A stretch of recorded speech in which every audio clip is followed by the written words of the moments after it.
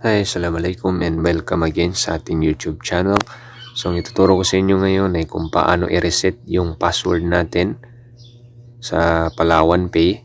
So, halimbawa, nagkalimutan natin yung password natin sa Palawan Pay. So, paano ba natin siya i-reset? So, ayan, as you can see. So, ito yung makikita natin, naka-log out tayo ngayon and dito tayo sa login since meron na tayong account. Okay, so as you can see, halimbawa hindi na natin matandaan yung password natin. So dito tayo ngayon sa forgot quick pin. Okay, so forgot quick pin lang natin and then ilagay natin dito yung registered mobile number natin. Okay, so ayan, then next lang tayo and then wait natin yung OTP or yung one time pin na masisend dun sa ating registered number. So, be sure na active pa yung number natin. Okay? So, ayan. Para ma-reset natin, ilagay natin yung code. Okay? So, ayan. Then, ngayon, ilagay natin ngayon yung birthday natin. Halimbawa, kung ano yung birthday natin nung pag-register natin sa Palawan Pay. So, yun yung ilalagay natin. Okay. So, ilagay natin dito.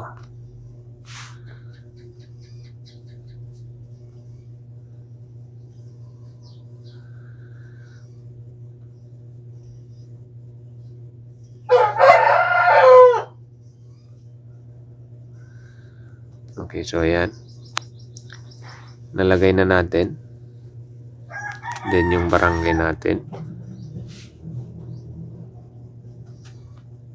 Ayan. Then, continue. Okay, so, ayan. Pwede na tayo mag-nominate ngayon ng quick pin. So, nakadepende na yan kung anong isi-select natin na pin. Okay. So, i-re-enter lang natin. Okay, so, quick pin has been reset. Please re-log in. So, okay na siya. So, try natin ngayon i-login yung ating account sa Palawan Pay gamit yung bagong pin. Okay, so okay lang natin. Then, log in. So, dito tayo sa login via quick pin. Okay, so hintayin natin yung one time pin again. So, ilalagay lang natin dito sa box. Okay, so ayan. Ayan. Okay, so ngayon, kailangan natin i-enter yung bagong quick pin para makapasok tayo. Okay. So, ayan, biometric. Okay, so ayan. As you can see, napasok na natin yung account natin. Okay. So, ayan. Okay, so napasok na natin ngayon yung account natin.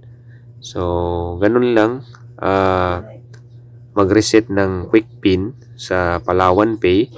So, napakahalaga nito guys kasi halimbawa nakalimutan natin yung quick pin natin. So, yung dun sa mga baguhan pa lang, so hindi nila alam paano i-reset. So, ganun lang yung way ng pag-reset ng quick pin sa Palawan Pay. So, I hope nakatulong ito sa inyo. Thanks for watching and don't forget to subscribe to Amer TV for the latest videos na aking i-upload. Sukran and wassalam.